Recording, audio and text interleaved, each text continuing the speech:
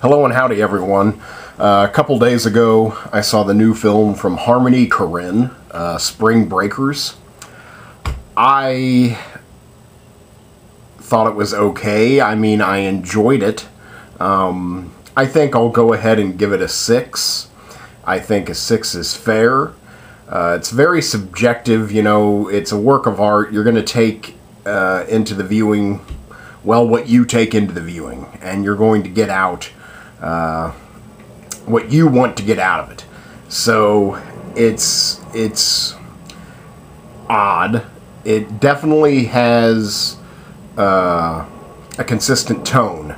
I mean, it's very atmospheric, very gorgeous, and again has a very coherent, consistent tone throughout. So it makes for a kind of a focused experience, even if it doesn't seem so focused. It's kind of weird to say that it's focused without being focused in a way. It's really just more of a meditation. It gives you stuff to think about, stuff to reflect on. Again, I think it's really more of a meditation than anything. It does have a somewhat linear plot. The film is about 4 college girls. They want to go on spring break, but they are very poor. They don't have enough money to even get down to a spring break place. I guess they all want to go to Florida. St. Petersburg? I can't remember where they want to go.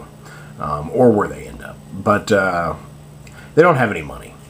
So, without much thought or build-up, they rob a diner, like an all-night diner. They rob the register, they rob the customers. They get, a lot of money by doing this, and head on down to Florida. Head on down to spring break on their victim's dollar. Of the 4, 3 commit the crime, and 1 has nothing to do with it. The good girl, the Christian girl, has nothing to do with it. But the other 3, one's a driver, and 2 are the actual robbers, thieves. So they go down to spring break. They party. At the course of one party, where there's a lot of narcotics involved, they are arrested for possession. They are bailed out by a rapper, also drug, up-and-coming kingpin, called Alien.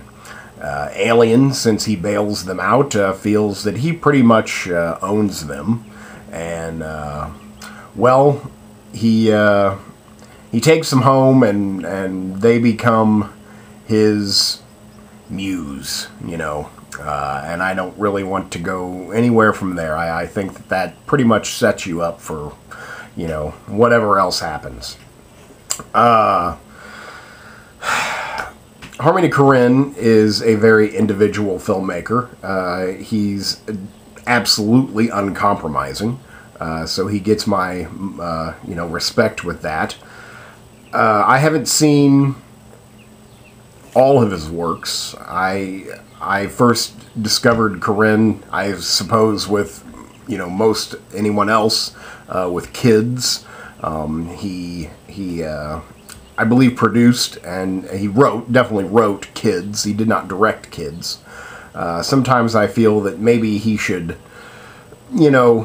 stick with producing and stick with the writing and having that definite voice and having control over how his work is produced, but I sometimes think that he should turn it over to another director just so he could have a, an effective and wide-reaching hit that he did. Well, I don't know if Kids is a hit, but it certainly was a cult success, and I know that everyone in high school saw Kids, so I don't know, I just think that maybe if he gave up some control, that he would have a wider audience and maybe greater effect, but maybe after this film, he won't have to worry about that, getting that exposure.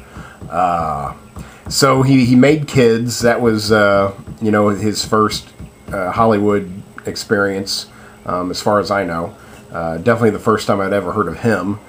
Kids was all of his work, and probably this to the, and that's saying something, to the least, is disturbing. All of his work is relatively disturbing. I remember after watching Kids, and I was a kid as well. I was probably 16 when I watched Kids, and everyone else in the movie was 16 or 17, and I felt like I knew nothing about life. And in a way, I was happy that I knew nothing of this world that was just shown to me. I believe Kids takes place in New York or Greater Manhattan, I'm not sure, but that's what my memory says. But I was very glad that I knew nothing of this life, because I was incredibly disturbed by it. I don't remember that I actually did it, but I remember feeling like I needed to take a shower. Sometimes when I watch a really disturbing movie like that, it just feels like I need to scrub my skin free of the experience. And that was Kids for me. I've also seen Gummo. I can't even tell you what Gummo is about. It's it's Gummo. Gummo's about Gummo. He's had some other work that I haven't seen. I've basically only seen 2 of his works. I've seen some of his last film, Trash Humpers. And that film is basically about trash humping.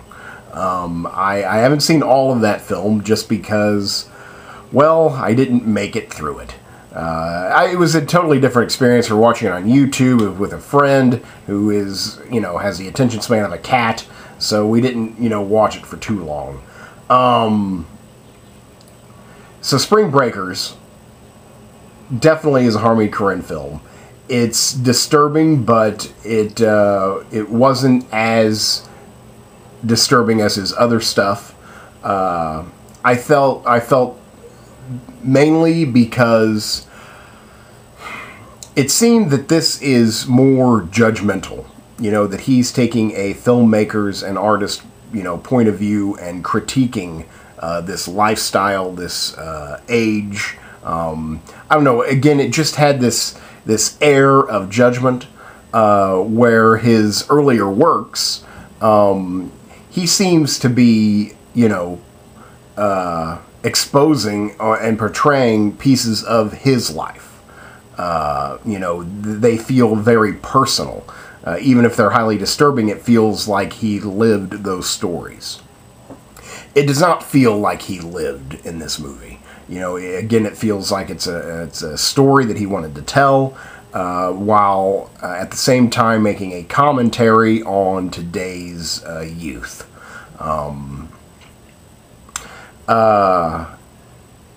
The film stars James Franco. He's basically the only name I can remember. Everyone else is I guess after my time.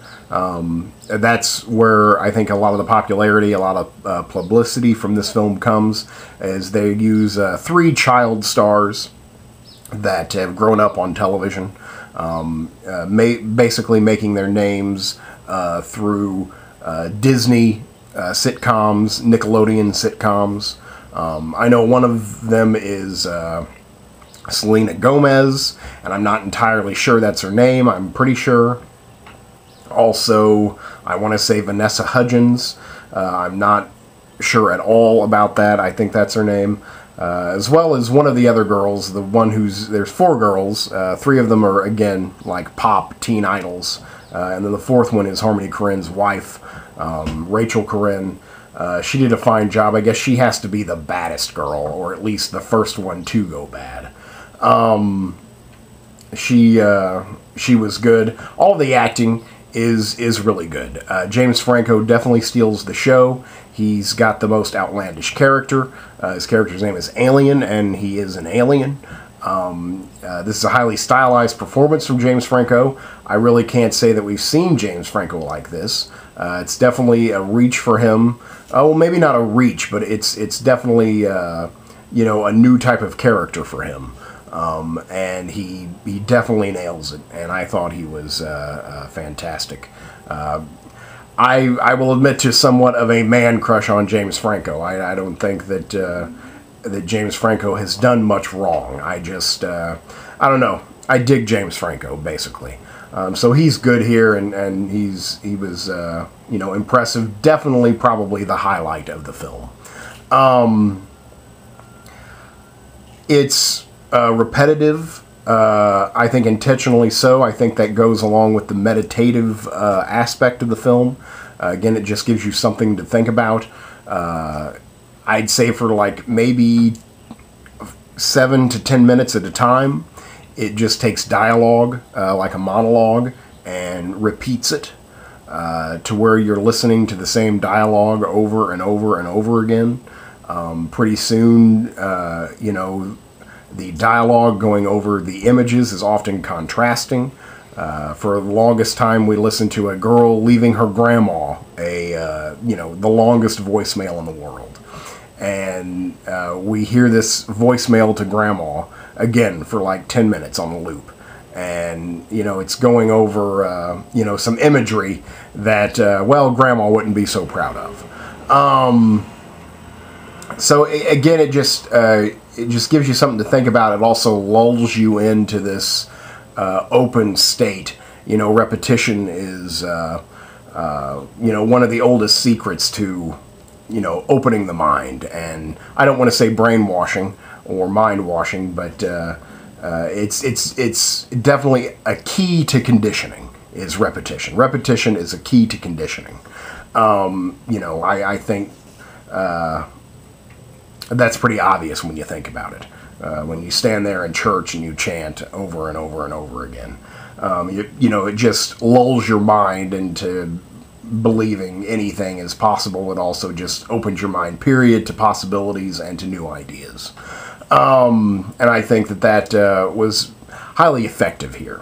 It definitely, I even felt it happening, just like lulling the brain into hearing the same thing over and over again, and just letting all these, imagery just wash over me. And the imagery is beautiful. It's beautifully shot. It looks like a Michael Mann film. But like, I don't know, on ecstasy. It's just amped up, but it definitely has that neon pastel quality of a Michael Mann film. Perhaps that's just Florida, But it is gorgeous to look at. It does give you a lot to think about. But, it is,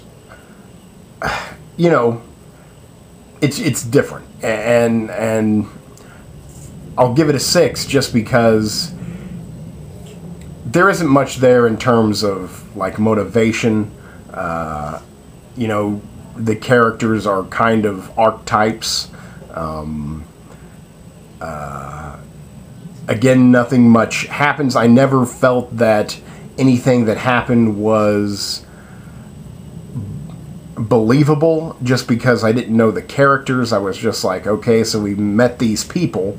They appear to be normal people, and then they do, not normal things. It just seems to take place in an alternate version of reality. And I enjoyed it. I definitely would recommend it if you've seen Harmony Korine's other films. If you're a fan, then definitely. If you're a fan of just, I guess, spring break movies, movies were just debauchery from beginning to end. That's pretty much this film. I'll tell you this much: I had a really good time in the theater. I'll try and talk fast because I think I've pretty much said everything I have to say about the film itself. But I saw this in a theater where I don't normally see movies. I don't like to see movies here just because it's a little cheaper. But I figured with the Spring Breakers, like, party atmosphere, I figured that this would be the theater to see it at. If you go to the 5 p.m. show, you know, if it starts in the 5 o'clock hour, you only have to pay $5. So that's a good thing, you know, for the poor. But it also, if you know, want to experience a film, it's not really the best just because, well, you know, when you pay $14, $16 to see a movie, there's like this unspoken, you know, contract that, you know, you're sitting there with a bunch of people who just paid $16 to watch a movie. You don't want to talk through the movie. You don't want to have people whipping out their cell phones and, you know, having that light go up because you just paid $16. And it's like, okay, everyone's going to be cool, everyone's going to be quiet, everyone's going to be at their best behavior here because we've just spent $16 to do this. But if you just spend $5, then you're most likely going to have a younger crowd. You're going to have a crowd who doesn't really care. You know, it's like, oh, we've paid $5. I'm going to talk through this entire movie. I'm going to take out my cell phone. I'm going to record the movie. I'm going to take pictures. I'm going to answer a phone call. I thought that crowd atmosphere would blend nicely with the atmosphere of the film, and I think it did. You know, it was a young crowd, and I think that I actually enjoyed the film a lot more than, you know, some of my fellow moviegoers, especially the younger ones, who were kind of, well, the movie, you know, opens up with debauchery. You know, you see boobs and you know, ass, drugs, within the first, you know, 30 seconds. You know, you're immediately, if you want the primal, the raw, then you're satiated with that within the first minute. You know, and I think that that's kind of another, you know, tool of the film, point of the film is like, okay, you want tits, you want ass, you want drugs, you want binge drinking. Well, I'm going to give it to you, but I'm going to give it to you in the first 2 minutes. I'm going to overwhelm you. I'm going to get you over that. And now I'm going to tell this story, and I'm going to make you think about something. Which is, you know, very smart. So at that first 2 minutes of the film, you know, all the young guys who have gone there as a group are, you know, kind of going nuts. You know, they're having a good time. But by the end of the film, when the film was over, this guy, again, a group of like 5 guys, was a few rows in front of me. And they were somewhat entertaining throughout the film. Somewhat. But after the film was over, when the credits started to roll, I mean, the guy immediately was like, "Oh, that was so dumb." You know, everyone was just like, especially the young people, were disappointed and, you know, expressing that, you know, they weren't shy about it. You know, they were expressing it. Another thing that had me quite, you know, it just made me laugh. I don't know what the hell I'm trying to say. But throughout the film, again, I mentioned that it has repetitive dialogue. And James Franco repeats the mantra. You don't necessarily see him say it. He says it maybe a couple times where you see him say it. But you definitely hear him say it a lot. And it's... I don't really want to, like, try and do it like he did it just because it's so perfect. But as soon as the film was over, everyone, you know, on the, like, walking out was going, "Spring break forever." And you hear that line, spring break forever, many, many, many times throughout the film. And I've even been repeating it to myself, you know, over this past few days. And it's hilarious, kind of. Every time I do it in my head, and even when I say it out loud, like when I'm driving, I think it's pretty fucking hilarious. But people were saying that, like, walking out of the theater. And, you know, again, I thought it, you know, they were affected by it, at least. So... I had a fun time in the theater. So now that listening to myself, I kind of want to say it was a 7 just because I put so much into the theatrical experience. But I mean, I really think this film is a 6. I definitely have no interest to see it again. I mean, I think I get it. I mean, maybe somewhere down the road I'll watch it again, but I really have no interest to see it again. So that's always a line of demarcation for me. I know that when I see a 7 in the theater, I know I do because I think, well, when that comes out on DVD, I'm going to rent that, right away. I've got to see that again. But I don't feel the urge to see it in the theater. So I know that's a 7. Here, I don't really feel the urge to see it again, but yet I know that it's of quality. I had a good time in the theater, so I think a 6 is a fair rating.